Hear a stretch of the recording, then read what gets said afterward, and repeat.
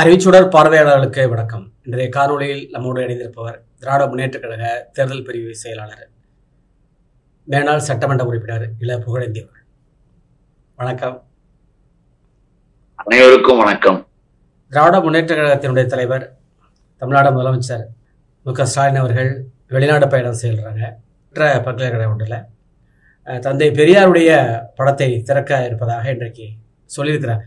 உலகம் முழுமைக்குமான கருத்துக்களை தந்தை பெரியார் சொல்லியிருக்கிறார் என்று சொல்லி புரட்சி கவிஞர் பாரதிதாசன் அவருடைய ஒரு கவிதை ஒன்றையும் அவர்கள் சொல்லி காட்டி, அதை எண்ணுகிற போது எனது மனதெல்லாம் பொறிப்படைகிறது என்றெல்லாம் சொல்லி மகிழ்ச்சி அடைந்திருக்கிறார். உங்களது பார்வை?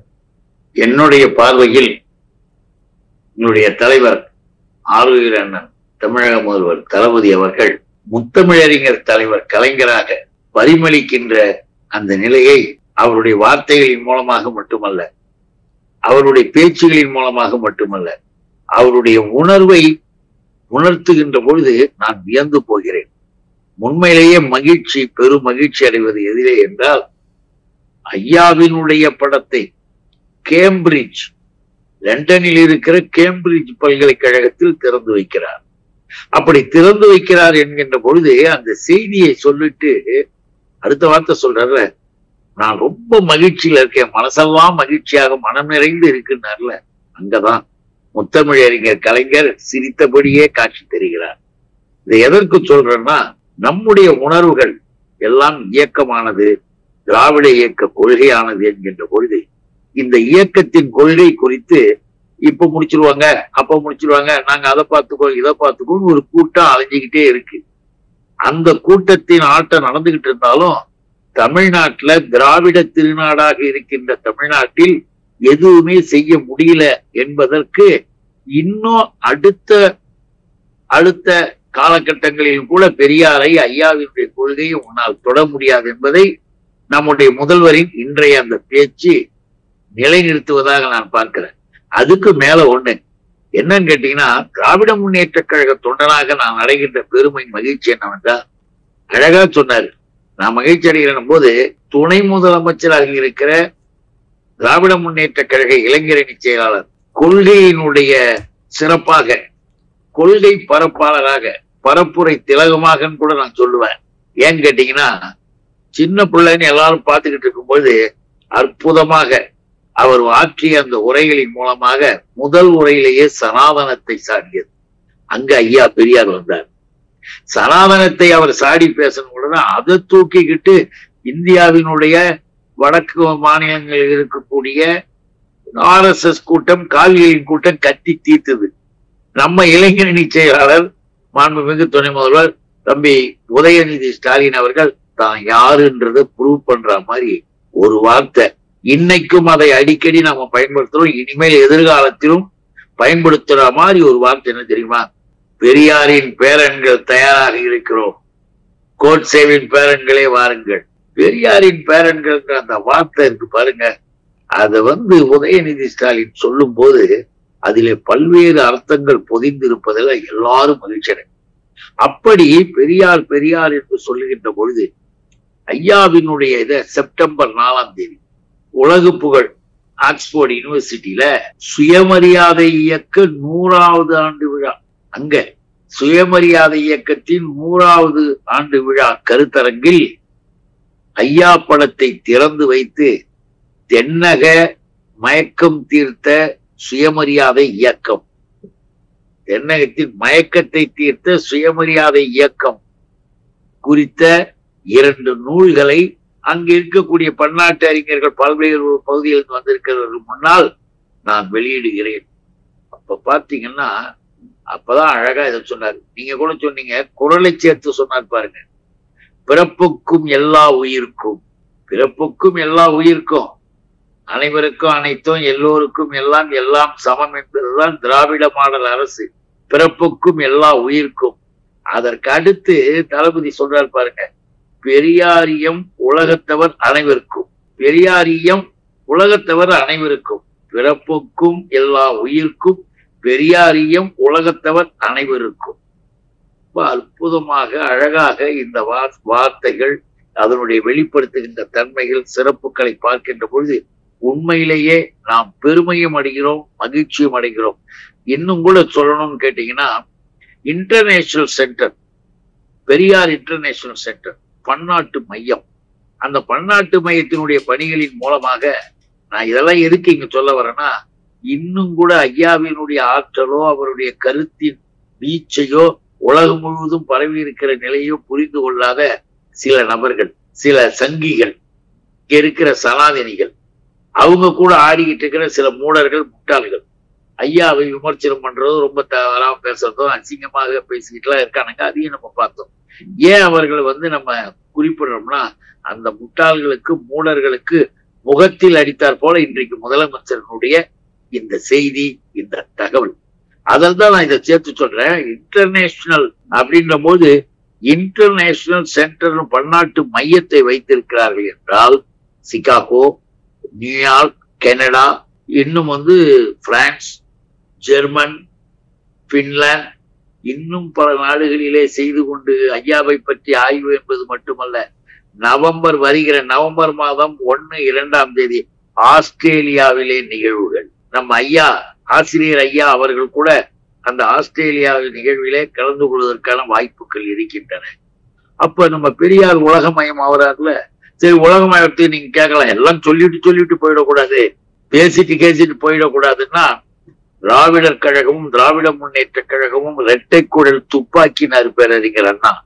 அந்த இரட்டை குழல் துப்பாக்கி என்றைக்குமே அதனுடைய வேலையை நிறுத்தவே இல்லை. இப்படிப்பட்ட கசடர்களை, தீயவர்களை, மூடர்களை, முட்டாள்களை மட்டுமல்ல, மூடர்களாக்க இன்னைக்கும் நரபலி கொடுக்கிறோம். திராவிட இயக்கம் இருக்குது, இந்த மண்ணில மனிதர்களாக நாம் இருக்கிறோம், வழிபாட்டு நம்பிக்கை இருப்பவர்கள் இருக்கலாம் அதிலே கூட. ஆனா உத்தரப்பிரதேசத்துல அண்ணமா பேரனை இன்னைக்கு கழுத்தறுத்து கண்டம் தொண்டமா வெட்டி போட்டிருக்கான் உத்தரப்பிரதேசத்துல. அது என்ன பண்ண முடியும்? அது பிரம்மன், அது தலை எழுதின விதி. யார் ஒருத்தர் சொல்றாரு, சனாதனி, ஒரு வர்ணாசிரமி, இன்னைக்கு நடந்த செய்தி. ஏன்னா அவருடைய குடும்பத்தில இருந்து 2 பேர் இறந்துட்டாங்களாம். அந்த இறந்ததுக்கு இந்த பையன் ஒரு மந்திரவாதி சொன்னாலாம், அந்த பையனை நீ கொண்டுட்டு நரபலி கொடுத்துட்டீனா, யாருக்கு? கடவுளுக்கு கொடுத்துட்டீங்கன்னா உன் குடும்பம் நல்லா இருக்கணும்னு இவர் போய் நரபலி கொடுத்தாராம். எவ்வளவு மூடத்தனம், முட்டாள்தனம்! இந்த மூடத்தனமும் முட்டாள்தனத்தையும் வளர்த்து கொண்டிருக்கிற RSS, பாரதிய ஜனதா என்ற அரசியல் போர்வையில் தமிழ்நாட்டிலே காலை வைப்பதற்காக துடித்து கொண்டிருப்பது மட்டுமல்ல, அவர்கிட்ட காசை வாங்கிக்கிட்டு ஐயாவை விமர்சனம் செய்யற சில சாமான்கள், கோமான்கள், சீமான்கள் என்ற போர்வையெல்லாம் தெரிஞ்சுக்கிட்டு இருக்கானுங்க. எதுக்காக இதையெல்லாம் இங்க குறிப்பிடுகிறோம் என்றால், எப்படி நீங்கள் செய்தாலும் சரி, இந்த தமிழ்நாடு நம்முடைய திராவிட இயக்கத்தின் தாய்நாடு. இதை நீ ஒண்ணுமே செய்ய முடியாது என்பதற்கு ஏற்ப உலகமயமாயிட்டார். நீங்க என்னமோ சின்னது இப்படி நினைச்சுங்க, உலகம் முழுவதும் ஆய்வு நடத்துறான். நம்ம முதல்வருக்கு நம்ம பெருமைப்படுறோம். அவரை பார்த்து ஏன் தெரியுமா, 21 மொழிகளில் தந்தை பெரியாரின் கருத்துக்கள், நூல்கள், கருத்து பெட்டகங்கள் எல்லாம் மொழிமாற்றம் செய்யப்பட்டு வெளியிட்டிருக்கிறது தமிழக அரசால் 21 மொழிகளில். அப்ப பாத்துங்க, எங்கெல்லாம் ஐயாவினுடைய குரல், எங்கெல்லாம் அவருடைய கருத்து மொழி வடிவமாக போய் சேர்ந்து கொண்டிருக்கிறது. அதை செய்திருக்கிற தமிழக அரசு, அதுதான் திராவிட மாடல். இவனுங்க என்ன புதிச்சாலும், எப்படி தலைகீழா கவுந்தாலும், இந்த உலகத்துல எல்லாரும் மனிதனை நினைனாரு. அந்த மனிதனை நினைன்ற ஒரு வார்த்தை போதும். கடவுள்ன்றது அது நீ நினைச்சா நீ நினைச்சுக்கிட்டு போய் வச்சா வச்சுக்கிட்டு போ. நான் சொல்றத சொல்லிட்டேன், உனக்கு சிந்தனை உன் அறிவுல சிந்திச்சு பாரு, அறிவா சிந்திச்சு முடிவெடு. இல்லையா நீ நினைக்கிறதா நினைச்சிட்டு போ. ஆனா எங்களை பொறுத்த வரைக்கும் அது பொம்மை தான்.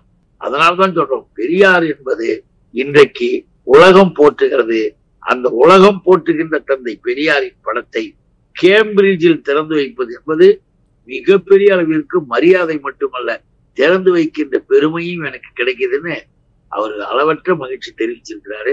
இதுதான் நம்முடைய பார்வையில அவருக்கு மேலும் மேலும் இன்னும் சிறப்புகள் வந்து சேர பெரியாரின் கொள்கை பயன்படும் என்பது தெளிவாக தெரிகிறது.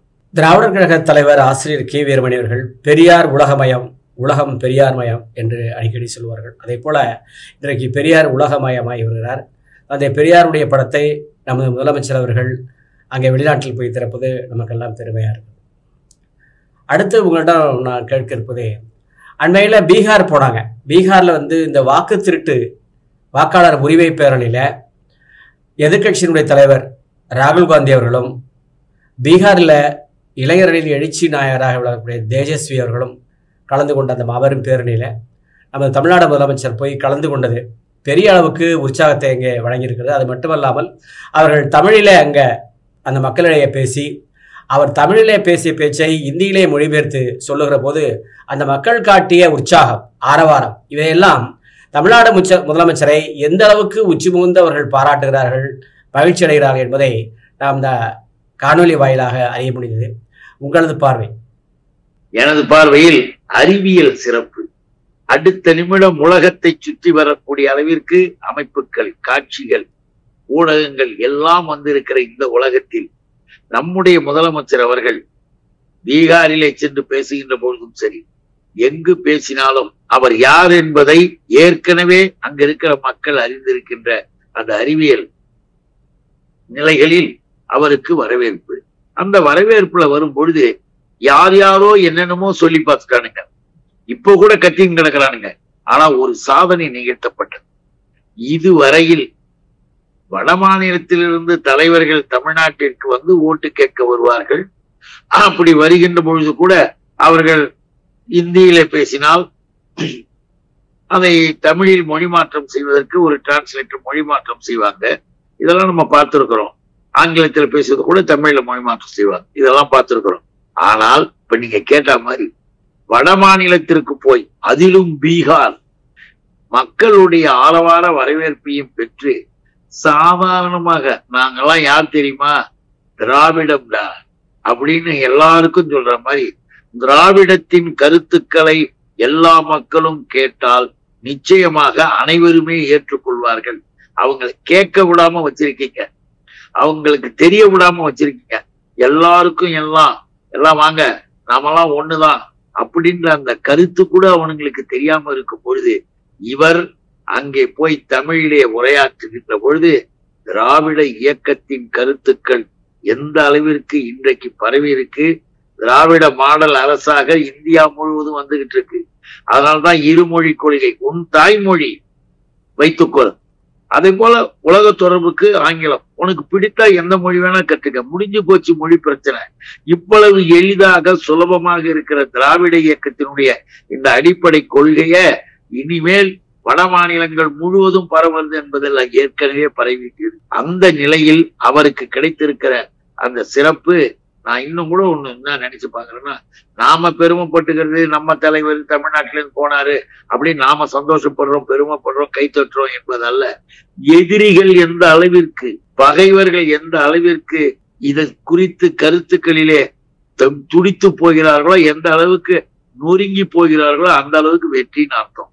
ஏன்னா இந்த பாசிஸ்டுகள், பாஜகவினர், இந்த RSS காரங்க என்ன சொல்றானுங்க, பீகாருக்கு என்ன போனீங்க, பீகார்ல ஏன் செஞ்சீங்க, இங்க இருந்து கூட கத்துறோம், பீகார்காரங்க இங்க வராங்க அங்க வராங்க, நீங்க எல்லாம் எதிர்க்கிறீங்க, பீகாரை ஒத்துக்கிட்டீங்களா, அப்படி இப்படின்னு கேள்விகள் கேட்டுக்கிட்டு இருக்காங்க. அதுக்கெல்லாம் ஒரே பதில், யாராக இருந்தாலும் நாங்கள் அவர்களை தமிழ்நாட்டில் அவர்களை ஏற்றுக்கொண்டு இருப்போம், ஒன்னும் பிரச்சனை கிடையாது. ஆனால் எங்களை அடிமைப்படுத்த விட வேண்டும், எங்களுடைய நாட்டில் ஓட்டு போடுவதற்காக கொண்டு வந்து சேர்த்திட வேண்டும், எங்க பகுதிகளை நாசமாக்க வேண்டும்ன்ற பிளான் பண்ணி வந்தா அது யாராக இருந்தாலும் நாங்க எதிர்க்கிறோம். அவ்வளவுதான். ஒழுங்கா பீகார்ல இருந்து வந்தவங்க எத்தனையோ பேர் இங்க வாழ்ந்துகிட்டு இருக்கலாம். சுயமரியாதை கருத்தை விதைச்சிட்டார், அதுக்கு வரவேற்பு கிடைச்சிட்டு பீகாரில் இனி மிகப்பெரிய மாற்றம் விளையும். அதை நம்ம பார்ப்போம். இப்ப இந்த நிகழ்ச்சியை பார்த்த ஊடகவியலாளர்கள் தமிழ்நாட்டில் என்ன கேட்குறாங்கன்னா, இப்படி தமிழ்நாடு முதலமைச்சர் பீகார்ல சென்று பேசியதை போலவே இன்னும் குஜராத்தில், இன்னும் மற்ற வட மாநிலங்களிலும் போய் இது போல வந்து பேச வேண்டும், அந்த மக்களிடத்திலே நேரடியாக உரையாற்ற வேண்டும் என்றெல்லாம் கருத்துக்களை சொல்லி வருகிறார்கள். நீங்க எப்படி பாக்குறீங்க அதை? இந்திய துணைக்கண்டத்தின் பிரைம் மினிஸ்டராக வருவதற்கான முழு தகுதியும் பெற்றவராக இருக்கிறது நம்முடைய தலைவர். அவருடைய நிர்வாக திறமையின் மூலமாக ப்ரூவ் பண்ணியிருக்காரு. அவரு நாங்க வெளிநாடுகளுக்கு போறாரு, அயல் நாடுகளுக்கு போய் முதலீடுகளை ஈர்த்து வர்றாரு. இங்கு பல லட்சம் பேருக்கு வேலை வாய்ப்பு தராங்க. இதெல்லாம் யாரும் செய்யறது இல்லையே, இந்த முதலமைச்சர்கள்லாம் செய்யாததை இவர் செய்து காட்டுறாரு அப்படின்னு எல்லாரும் ஆச்சரியப்படுறாங்க. இப்பயும் வெளிநாட்டுக்கு போனோம்னா முதலீடுகளை இருக்கதான் போறார். அவர் CM முதலமைச்சரா தமிழ்நாட்டிற்கு இல்லை இந்தியாவிற்கு பிரைம் மினிஸ்டரா என்று கேட்கக்கூடிய அளவிற்கு அயல்நாட்டுல கூட பத்திரிகைகளுக்கு சொன்னாங்க. எதுக்குன்னா அந்த அளவிற்கு திறமையாக சிறப்பாக அவர் செயல்பட்டு கொண்டிருக்கிறார். அவருடைய பேரும் பெருமையும் புகழும் பரவி கொண்டிருக்கிறது. அவர் யாரை சுட்டி காட்டுகிறாரோ அவரே பிரைம் மினிஸ்டராக வரக்கூடிய அளவிற்கு இந்திய அரசியல் மாறுதல் வரும் என்ற நம்பிக்கையை இது துவக்கமாக நம்ம பார்க்கலாம். நிறைய செய்திகளை பகிர்ந்து கொண்டீர்கள். உங்களுடைய நேரத்திற்கு மிக்க நன்றி. வணக்கம், நன்றி, வாழ்க.